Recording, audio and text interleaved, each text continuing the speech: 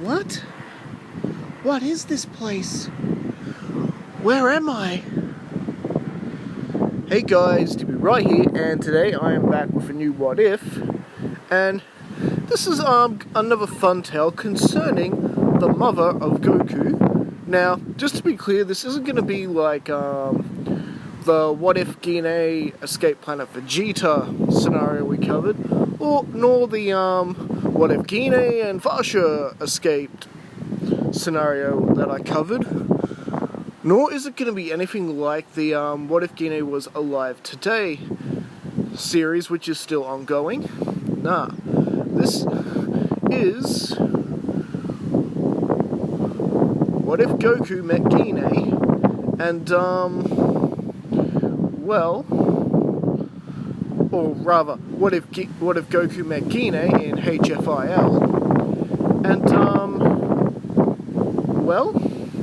this is an entirely different story altogether. Now, our story begins right at Gine's final moments in the land of the living. Alright? Bardock has just failed to hold off Frieza's attack, and the energy ball is coming down and has engulfed the planet. The last thing Gine sees is a big flash of light. The next thing she knows, she's in this really big lineup with other souls in front of her, and they're just moving in this line for some reason. Gine tries to cut ahead of it, if anything just to try and see what's going on there, but the King Yama's workers are basically just there to put her back in her place until it's finally her turn to stand before King Yama. And at first glance, King Yama looks at her, another save for Planet Vegeta. Alright, HFIL for you. And he's about to bring down the hammer when he noticed something very different in Gine's file. Well, different in comparisons to other Saiyans. And basically, any kills that are on her file were basically when she was more or less sent away to another planet, and she went Great Ape and basically conquered the planet and killed everyone there. So, not exactly what you would call intentional killing. And it does say she was a part of Bardock's elite force, but however being unfit for combat duty, she pretty much left the military and lived her life mostly as a cook, and has shown in her file that she is mostly a kind-hearted, nice person. Someone who doesn't exactly deserve to be treated like a HFIL prisoner, as it were. At least she deserves a better fate than most of the Saiyans, even better than, say, Bardock.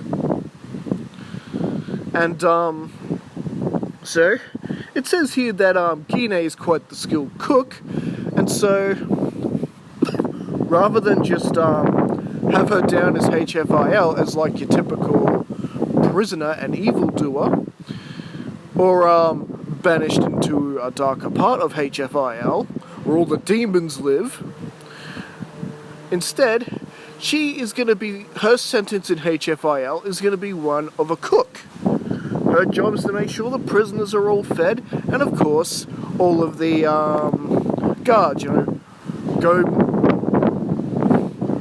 is it Goz and Gomez? I forget their names, the ogres. Anyway, her job's to make sure they're all to be fed. Now, while she was down there, she did try to spend some time in HFIL trying to find other members of her race, such as anyone she could recognize, such as anyone from Bardock's elite force, and hopefully Bardock himself, but to no avail, at least at this point. Put it simply, Bardock is simply another part of HFIL, that Gine doesn't right now have any access to. So she's basically just been living her life out as a cook. And well, one day she does hear rumors of a new Saiyan arriving to this part of HFIL. This would be Raditz, who had just been beaten by Goku and Piccolo after he tried to kidnap his nephew, and at least Gine was able to reunite, however, not for very long with Raditz, because, well, once Raditz told Gine the circumstances of why he was killed and sent to HFIL of all places, Gine, this is the first time Gine had felt sort of ashamed for her firstborn, that he was responsible for causing the death of his younger brother, kidnapping her grandchild, putting himself in danger like that, despite how many times Gine told him to be careful on missions. Yes, this was not the son she raised. Even though Raditz was part of the military and, he killed lots of people and a soldier, Gine tried to bestow the lessons to Raditz of true brotherhood, looking out for your family.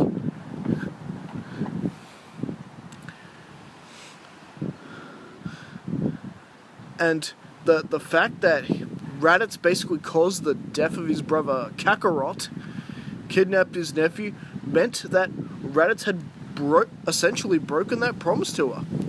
Mostly out of fear for what Vegeta would do to him, but still.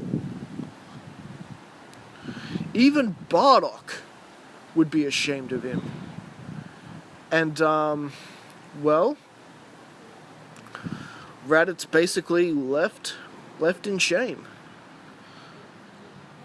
Now, don't get me wrong, Gine still loves her oldest boy. It's just, she doesn't know if she'll be able to find it in her heart to forgive Raditz. Now, I know what you're thinking. Is Gine gonna meet Goku when he falls off a snake way and meets it's Goz and Mez. It's Goz and Mez. I thought that was wrong. Goz and Mez are the names of the ogres. I called one. I must have had Adam's Family in my head or something. I don't know. Yeah, it's Goz and Mez.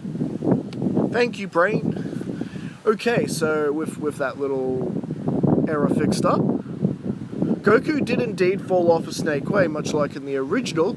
However, Gine was just too busy in the kitchens, and unfortunately, the guy they described, who was playing with Goz and Mez, trying to get our snake way, because no tail, he wasn't described as a Saiyan. Just some guy from Earth. Name's Goku. And well, Raditz never called Kakarot by the name Goku, so Gine does not know the name Goku. At least not yet. And so, at least for this time around, Gine would miss seeing her son.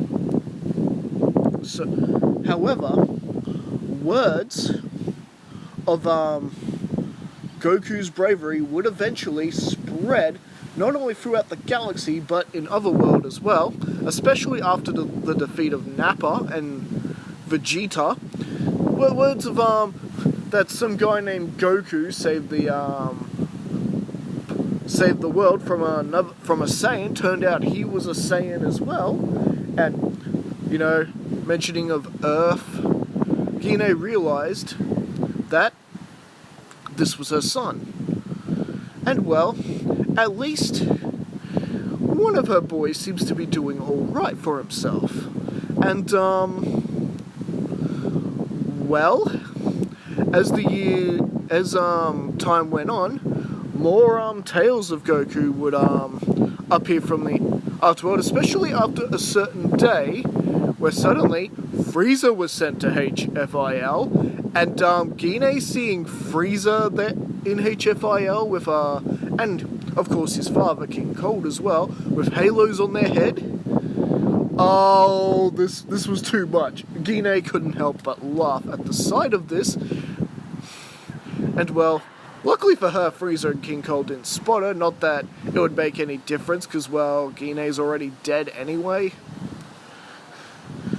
But onward the duties would go. But the stories would spread that it was Goku who defeated Frieza, and that he was a Saiyan, and Gine was able to put two and two together, that the Saiyan who defeated Frieza was her son, Kakarot. Although, she's kind of curious about how he was brought back from the dead, because Kakarot was supposed to be dead too. That's what Raditz said. So yes, those questions would haunt him. She did try to find Raditz again and see if he knew anything about this, but he was long gone. As far as Raditz knew, he disgraced the family and he knew it, so he went off on his own. He's somewhere else in HFIL. And so the years pretty much went on by until another fateful day, which would send Goku packing to the other world. We all know what this is, the events of the Cell games, where Cell would blow himself up and take Goku and King Kai and along with Bubbles and Gregory and the entire planet with him. And, well, essentially, Goku was sent to Snake Way, and of course, just like in the original, Gohan would defeat Cell, and the rumors of Goku's death did spread across otherworld like breaking news, as well as the fact that her grandson was the one to stop Cell, and she's proud as punch that her grandson has become a powerful warrior in his own right, but is very saddened that her son's dead again. But perhaps this is an opportunity to meet him again, and well, an opportunity to see Kakarot would not be too far away, as Goku and Pikkon are sent to investigate HFIL, and of course they're trying to stop a rampaging Cell and Frieza and King Cold and the Ginyu Force, who are apparently trying to escape HFIL. And Gine, this is where Gine, who's a little bit injured herself, she tried to assist the guards in stopping the guards. I guess she felt a little bit of pride, you know, like my son was able to stand up to you, Frieza. I'm not afraid to either. But you know, still a significant power level difference.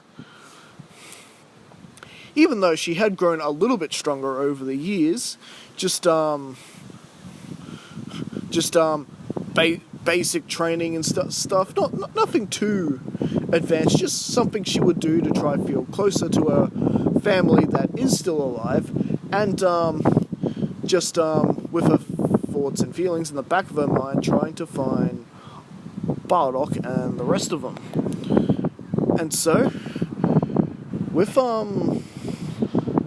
Goku and Pikkon basically dealing with the uprising, Cell, Frieza and the others are pretty much returned to their cells, and this is where Gine gets a glimpse of her youngest son for the first time. A very quick glimpse. Goku in the air with Pikkon, and Goku does look back at Gine, recognizing, you know, Saiyan armor and a tail. And Goku is a little bit curious, you know, another Saiyan who's managed to keep their body. You know, not even Vegeta, after he was killed by Frieza on Namek, got to keep that. And well, Goku and Pikkon were basically sent away back to where they came from, But at least Gine got to have a little bit of a glimpse of her child. But don't worry, Gine, your opportunity to have a conversation with your son is coming because of the otherworldly martial arts tournament.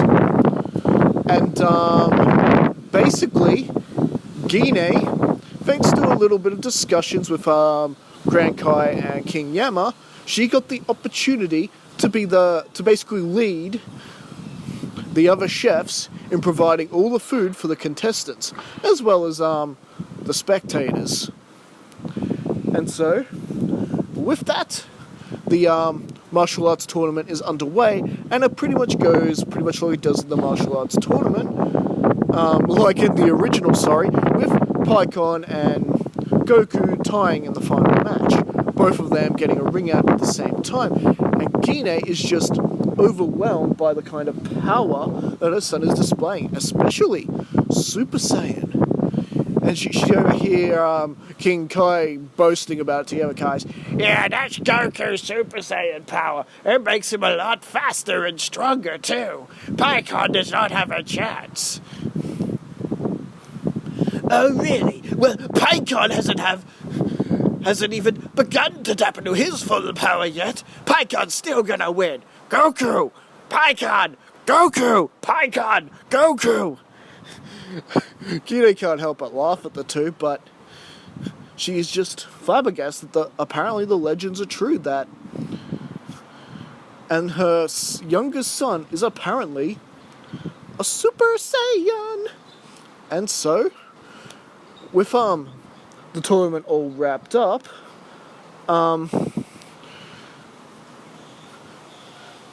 Gine did try finding her youngest son, but had a little bit of trouble with that.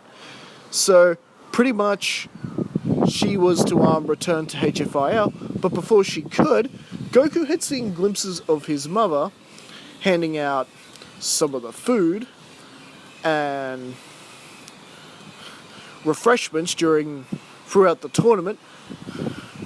And, well, I guess as it turned out, Goku got to try some of her cooking.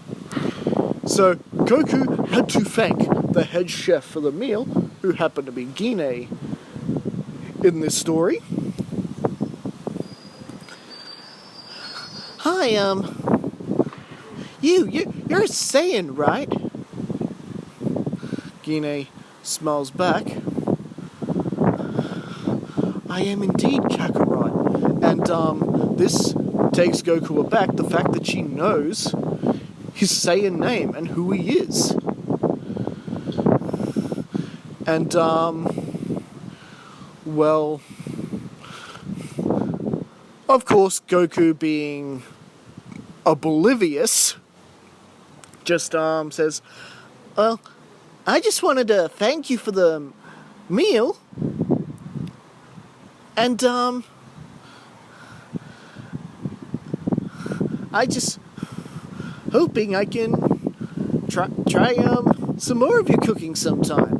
And Gine is quite taken back by that, because even though she was a great cook back on planet Vegeta, no one has thanked her for her cooking, ever since, Bardock.